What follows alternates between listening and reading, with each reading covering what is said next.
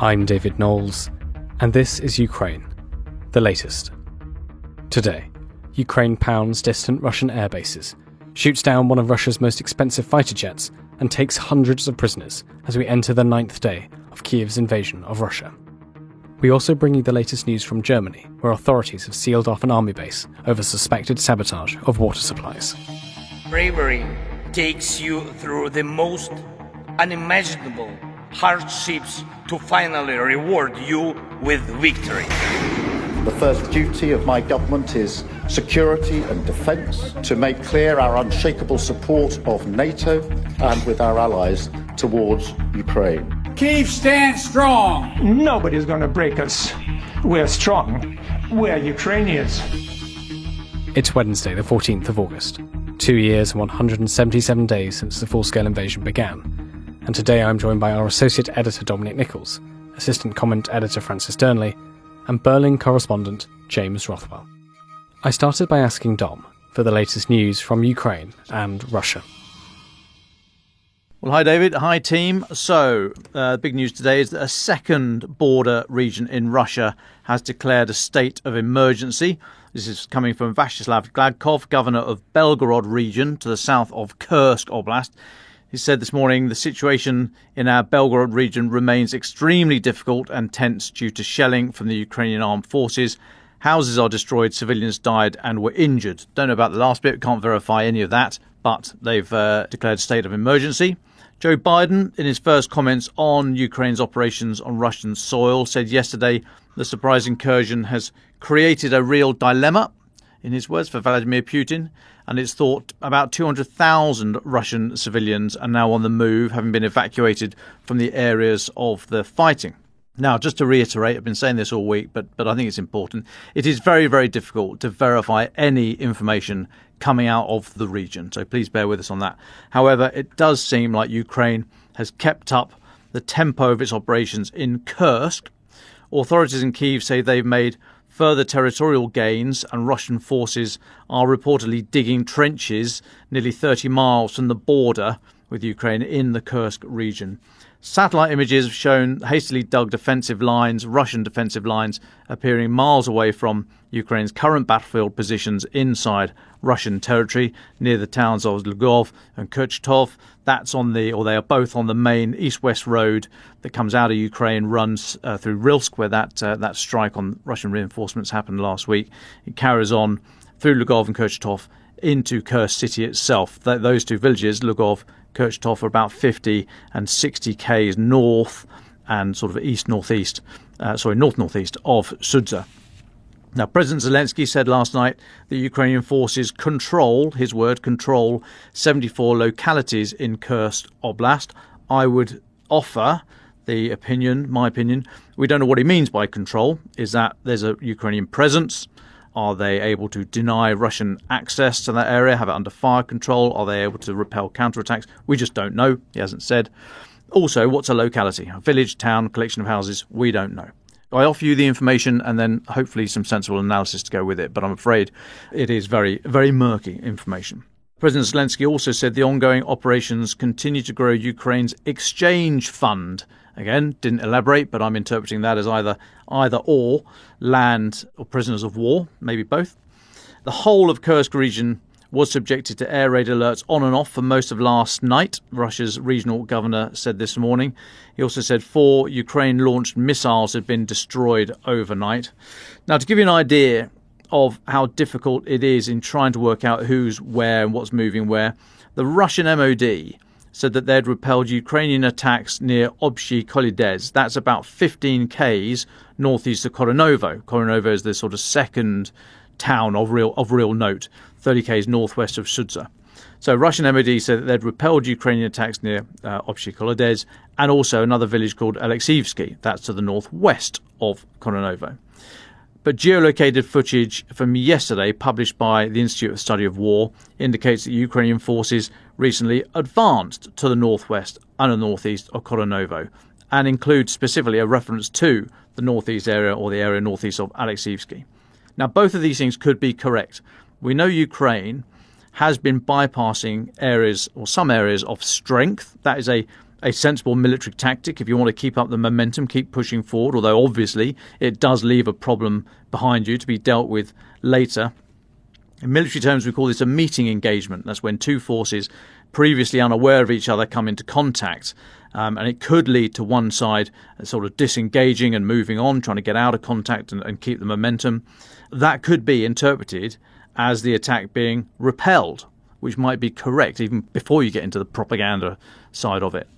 Now, when I was part of 7 Armoured Brigade in the British Army, the Desert Rats, we used to say that in a meeting engagement, the side that decides what to do and acts fastest, usually with very sparse information, is the one that would prevail in a meeting engagement. So, all these things could be correct. When Russian MOD says that they've repelled an attack, that may well be that Ukrainian forces have come up against an area of strong resistance and just bounced off it as best they can to get around the side and keep moving in relative safety. So it's very, very difficult to say from that an attack's been repelled or they're moving on or what have you. So I'll try and give you an idea of how difficult it is to analyse all this.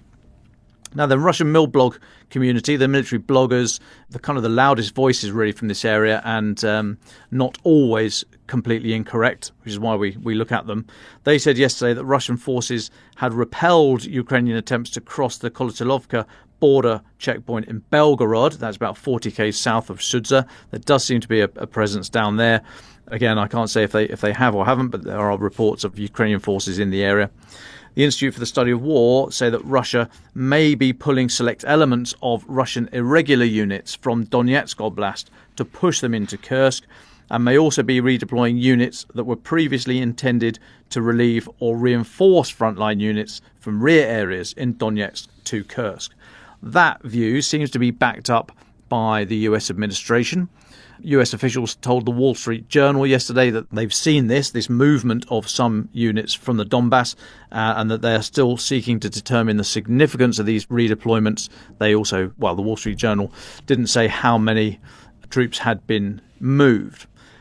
So generally, as far as I can see, there's been no major expansion, as far as I can see, of the area that has been under control of Ukraine in the last few days. Again, with sort of control in bunny ears.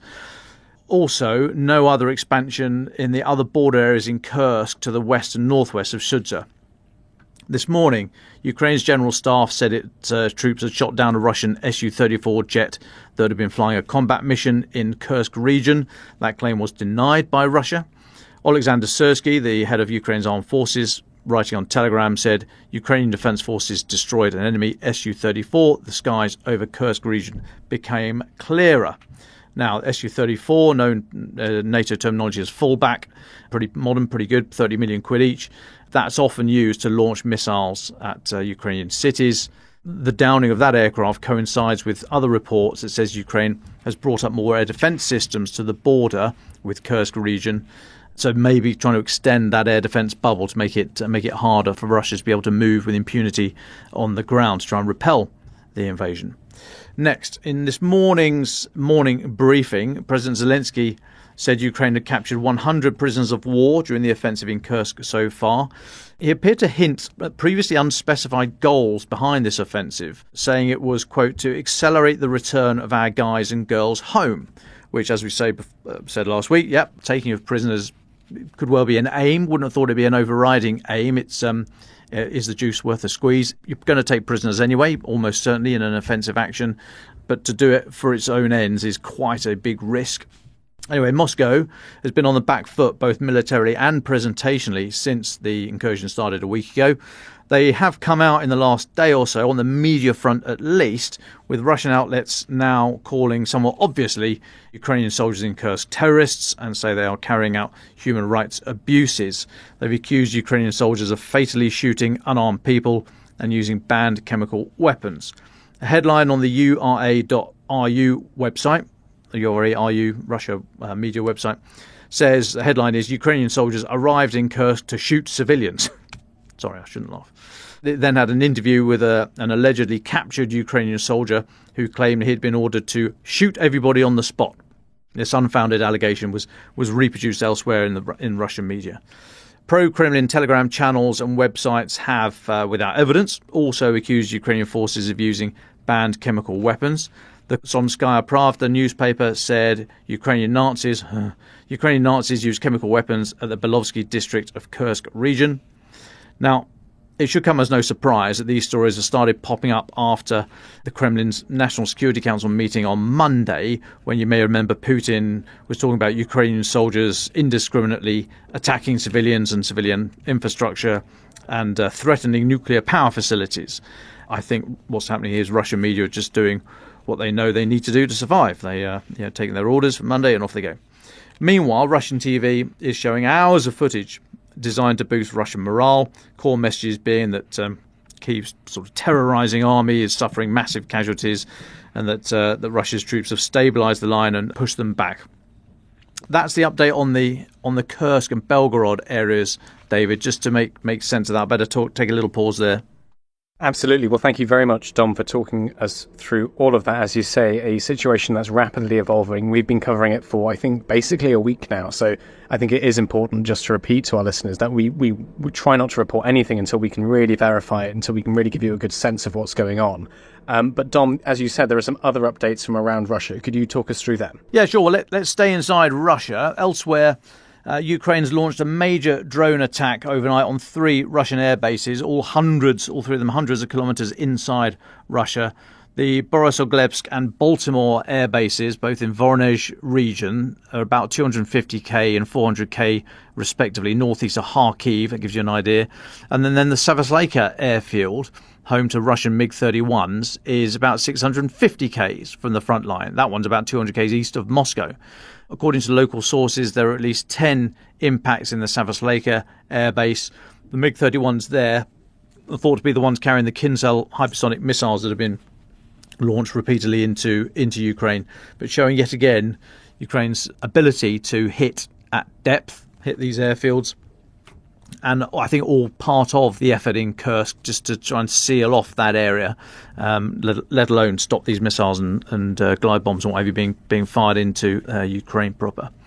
Now, still in Russia, Russia's air defence units destroyed 37 drones from Ukraine overnight that have been targeting the Voronezh region south of Moscow. This comes from Russian MOD speaking this morning. They didn't say how many drones had got through or how many drones had been fired in total. Alexander Gusev, the governor of Voronezh, speaking on Telegraph, said there were no casualties, but that a number of residential homes were damaged. And then back inside Ukraine, there's been little sign of any Russian troop movement to Kursk, or little sign that any troop movement has had a big impact yet. Russian forces advanced slightly near Chasiv Yar, east of Pokrovsk, and also southwest of Donetsk city. But Ukrainian troops also were geolocated as having pushed forward near Siversk, that's further north in the Donbass, and in western Zaporizhia Oblast. And there's a couple more from me. A story from James Kilner. He's been looking at Russian recruitment. He said that Russia will drop prosecutions against people charged with criminal offences if they sign up to fight in Ukraine, the latest Kremlin effort to boost recruitment. News agencies have reported Russia's Supreme Court drafting a law, quote, that allows for the exemption of criminal liability, unquote, for defendants who have entered into a military contract. Now, last month, Moscow city authorities doubled signing on bonuses for men agreeing to fight in Ukraine. We know Russian officials have been pressurising naturalised migrant workers from Central Asia to fight or have their citizenship revoked. Commenting on this, Nigel Gould-Davis, a senior fellow at the IISS, the International Institute for Strategic Studies, said the Russian state has been finding it harder to sustain the call-up rates that it needs for the war. That's why he, Putin, scraped out the prisons. That last reference to prisons was talking about the Wagner Group's programme of recruiting from Russian prisons in 2022, a tactic that was adopted more broadly by Russia's MOD the following year. The deal for prisoners was that they could apply for pardon in exchange for a 6-month tour of duty, if they're still alive at the end of it. And whilst no official prison recruitment numbers exist, data from Russia's prison journal show that the population in jail fell last year by 58,000 men. Now, Russian officials had promised that only non-violent prisoners could be freed to serve, but there have been dozens of alleged cases of murderers and rapists being released. Last week, Termilan Eskakhanov, one of the murderers of Russian opposition leader Boris Nemtsov, who was shot dead on the bridge just outside the Kremlin in 2015. He was released to fight in Ukraine. And a government source told the TASS news agency, Russia's state news agency, he, that's Eskakhanov, was assigned to an assault unit and is now carrying out combat missions. The source added that 4 other Chechen men convicted of murdering Nemtsov had declined a pardon in exchange for a stint on the front line. I wonder what made them make their minds up. And that's us up to date, David.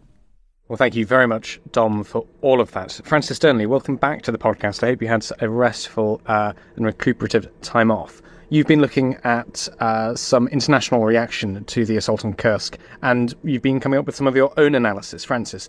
Thanks, David. It's good to be back on and what feels like one of the most significant weeks of the war for many, many months.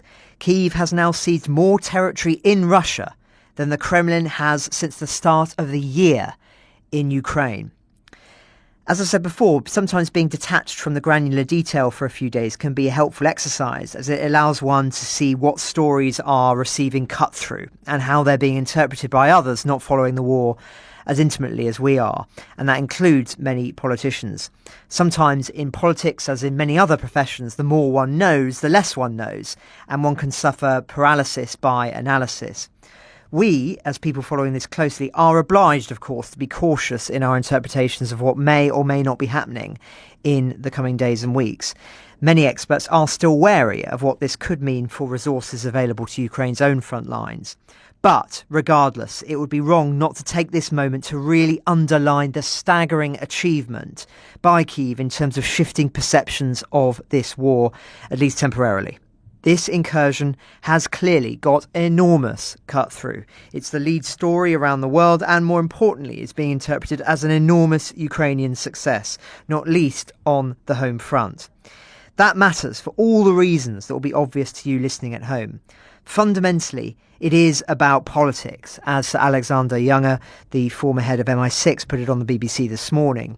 Zelensky had both to reset the conversation before November and reset the idea of cost in Putin's mind, namely the cost of a longer war for him and for his rule.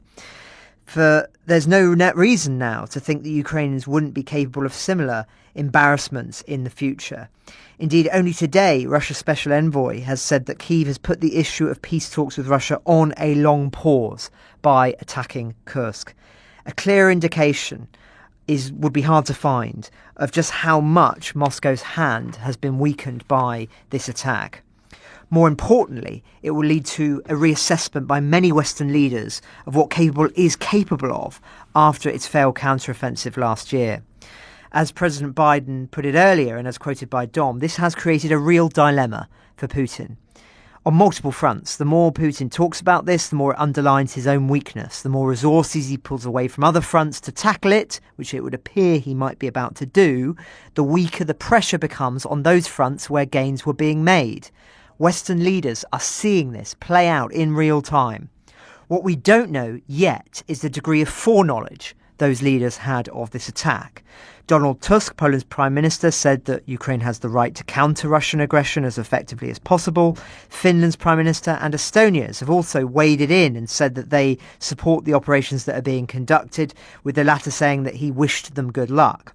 But who knew in advance? Another snippet from Biden's remarks, which seemed to have not really been picked up much, is he said that Washington had been in constant contact with Kyiv since the operation began. The fact that there was no palpable sense of alarm from Western governments since the incursion may suggest that more was known in advance than has been speculated. That's one for PhD students listening to this in 50 years' time when the archives are opening.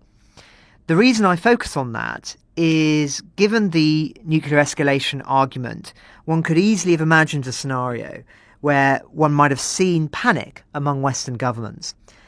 That there hasn't been is interesting and in and of itself a remarkable development.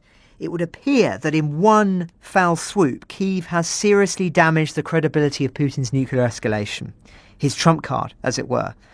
For if not an invasion sparking threats of its use, what can? It will now seem to many that it was never a credible deterrent in this regard. So an important development, David, once underscores something else that we've been saying on this podcast for many months now, that in war, nothing is predictable. It cannot simply be measured in terms of logistics.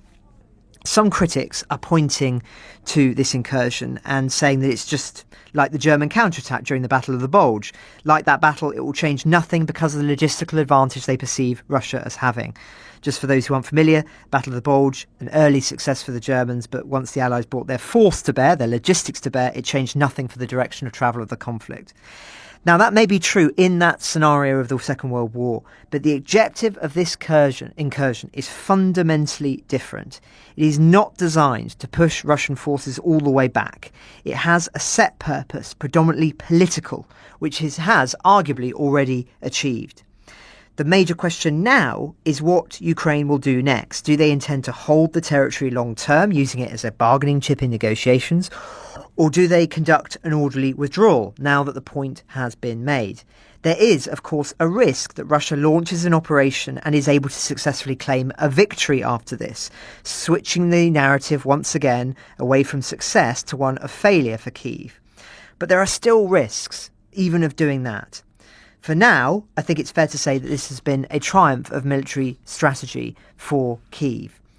And in that vein, I just wanted to round up this segment with a quotation plucked from Clausewitz by Jonathan R. Hunt, Assistant Professor of Strategic Deterrence at the US Naval College. That quote from Clausewitz: "Defence is simply the more effective form of war, a means to win a victory that enables one to take the offensive after superiority has been gained. That is, to proceed to the active objective of the war." Now, if that is true in this scenario, it will lead to a reassessment of the operations conducted by Kyiv in recent months. It will be less of a holding on desperately than a deliberate action to hold the line whilst they were preparing for this offensive operation that has struck hugely effectively and surprisingly into Russia. So, as I say, reassessments all the time once we know the truth of what is really going on. That is the reality of war and indeed of history being shaped. Now, the active objective of the war, to use that quote from Clausewitz there, remains in flux, but I would posit this has strengthened the position of those who believe that an outright Ukrainian victory militarily is possible were Kyiv to receive the support it has pleaded for ever since the conflict began. And that shift in and of itself has the potential to be hugely significant over the coming weeks and months. So the question remains, will this open minds and wallets? Remains to be seen, but a decisive development. Thank you very much, Francis Dearnley, for all of that. James Rothwell, welcome back. It's good to have you back on the podcast so soon after your last appearance. There's quite a few updates to speak through from Germany itself. Where would you like to start? Thanks, David.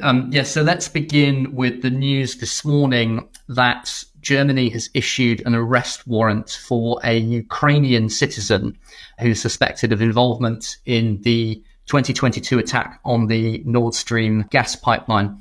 Interesting story, this. It was brought forward by a conglomerate of investigative newspapers and broadcasters, ARD, Süddeutsche Zeitung and Die Zeit, and they have confirmed that in June, an arrest warrant was issued for a Ukrainian man named Volodymyr Z, which I think we can only presume is not the Volodymyr Z that we're all thinking of. It is, we presume, someone else. But I will add that this is a slightly strange story for reasons that I'll get into now. The arrest warrant was issued, and then a request was transferred to Poland to arrest this individual there because German officials believed that he was, as it were, hiding out in Warsaw. No arrest took place, and it appears that the suspect has now left Poland and may be back in Ukraine, which has raised some questions as to why this suspect wasn't arrested at the time. It was a European arrest warrant. Germany and Poland obviously are committed to carrying those out. So there's more things that we don't know than things that we do know about this story. This afternoon, there's been another update on that story. After some criticism by Germany of Poland for not fulfilling the arrest warrant, Poland has now put out a statement to the news agency Reuters saying that it's not their fault that they arrested this suspect in Poland because Germany failed to include his name in a database of wanted persons. And as a result of that, basically nobody seems to know where this Ukrainian citizen actually is. Now, according to the reporting this morning in German media, this was a guy who allegedly was working in tandem with some other Ukrainian suspects, and allegedly they were on a Germany-flagged yacht in the approximate area of the Nord Stream pipeline when the explosion takes place. I should stress that we don't really know who carried out this attack. It's never been confirmed, and there's various theories floating around. But the fact that the German government has issued an arrest warrant is arguably the strongest step forwards in terms of identifying a suspect. And I should also add, by the way, that the German media reporting suggests that even though this guy was Ukrainian, there's no suggestion yet, at least, that the Ukrainian government or Ukrainian military was involved. So in summary, there's been a significant development in the investigation into the Nord Stream attack. An arrest warrant has been issued for one Volodymyr Z, but no one in Europe seems to know where he is. And until they do, assuming he's even still in the European Union, it's going to be quite tricky for them to detain that individual for questioning. So that's the first big story from Germany today. And there's also been quite an interesting story in relation to a German military barracks in Cologne, which I can elaborate on for you. Basically, the German army has had to lock down a military barracks near Cologne airport. They confirmed that this afternoon. Why has it been locked down? Well, according to Spiegel, a German magazine, there's been a sabotage attack on the barracks, which appears to have contaminated the water supply. Soldiers on the base have been told not to touch the drinking water, to not allow anyone in or out of the barracks, and to keep an eye out for any suspicious behaviour.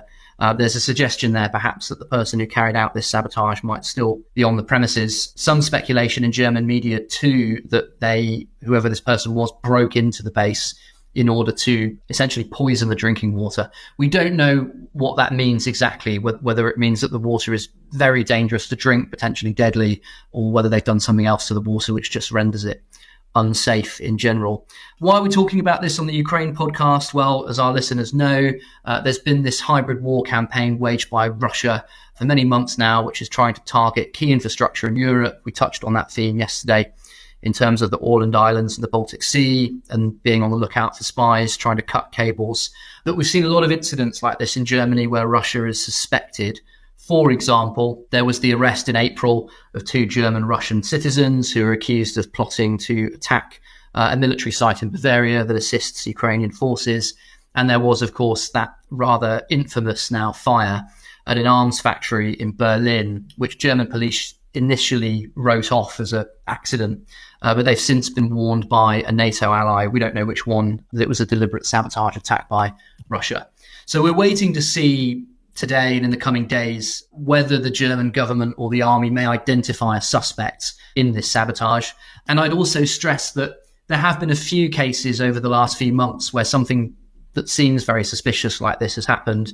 And because of heightened geopolitical tensions, officials may have speculated, that one country or another is involved, but it may turn out that this was an accident. Although, as I said earlier, the German media reporting, which is based on sources in the army, does suggest that this was a deliberate sabotage attack. Another one potentially to hit Germany, which is embarrassing for their security services at a time where they're battling with leaks and other attempts to sort of destabilize German democracy. So I think this barracks story is one to follow. Perhaps we can revisit it later in the week if we get some more information on what actually happened. But it does appear to be another concerning security breach for the German military establishment. Absolutely. Well, thank you very much, James, for talking us through those stories. One more piece from you, I think. You spoke to Elina Valtonen, Finland's foreign minister, on your recent trip. You talked about it yesterday, your trip to the Åland Islands, but also to Finland. What did she tell you, and what does this mean for Ukraine and Russia? Yes, that's right. So I was in Helsinki last week doing an interview with Elina Valtonen, the Finnish foreign minister. And one of the topics that came up in our interview was the role that Finland might play in any potential future peace negotiations led by America and Russia. Now, our slightly older listeners will think of Helsinki as a very important city in the context of peace accords, diplomacy, and negotiations. This was the venue for the Helsinki Accords in 1975. And it was the venue for a very significant, at the time, summit between Donald Trump and Vladimir Putin in 2018. This obviously happened years before the war, years before the collapse in US-Russian relations. And back then, it was a moment for Trump and Putin to pledge some cooperation on areas where they had some common ground at the time in terms of cybersecurity and in terms of terrorism. And the question was put to the Finnish foreign minister, would you be interested in hosting a similar Putin-Trump summit if Mr. Trump is re-elected in the United States? And she completely ruled it out. She said, like almost anybody in Europe, we don't have any political dialogue with Russia at the moment, and we're not looking to open any dialogue either for as long as Russia keeps invading sovereign nations in its neighborhood. And that's significant because what it means is that this city of diplomacy, which has a strong reputation for securing these peace accords, has basically said, its government has said, that it doesn't want to essentially help Mr. Trump to kind of sell a peace deal on Ukraine for two reasons. One, they don't think that Russia will negotiate in good faith at this stage and probably won't in the near future. But two, I think it makes the Finnish position pretty clear in terms of where it sits on this. Finland has recently joined NATO.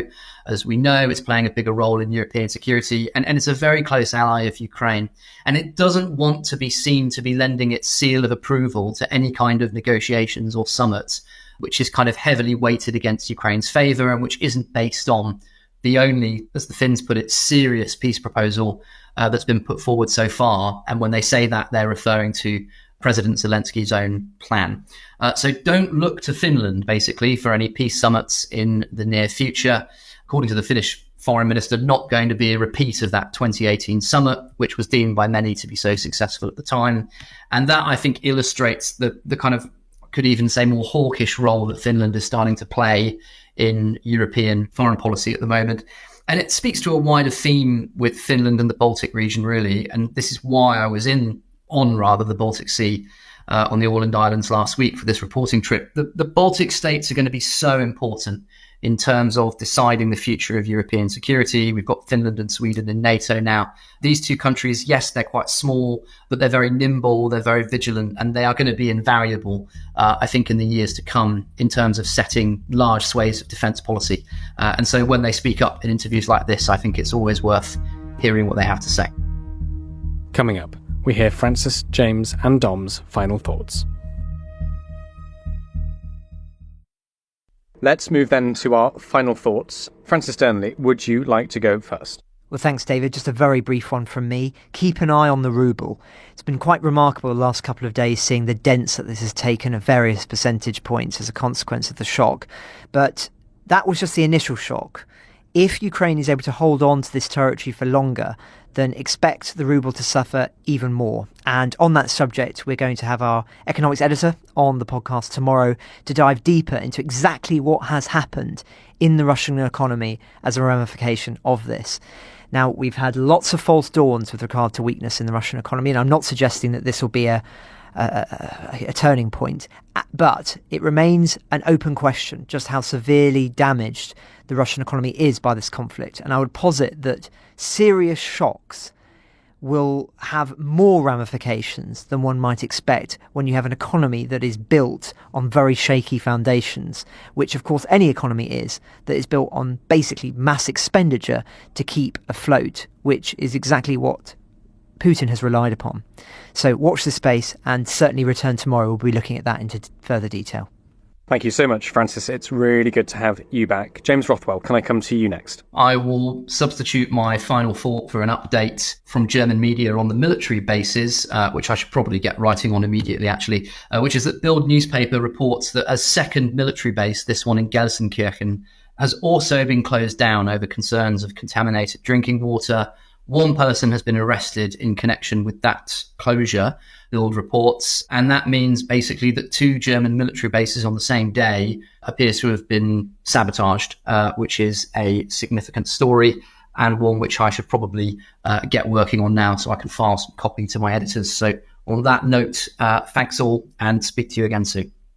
Thank you very much for joining us, James, and good luck. We look forward to reading your reporting later. Dom Nicholls, would you like to share your final thoughts? Yeah, thanks, David. And I've got a little bit of an update as well as James. So in the last few minutes, It's been reported General Alexander Syrsky, the head of Ukraine's armed forces, has said, quote, "The search and destruction operation of the enemy forces in the city of Sudza has been completed," end quote. There's no more details, but I'm interpreting that as being that they are now confident that Sudza is under Ukrainian control. I don't think when he says it's completed, that means they're off, but we don't know. We will see, obviously, as news continues to come in over the next day.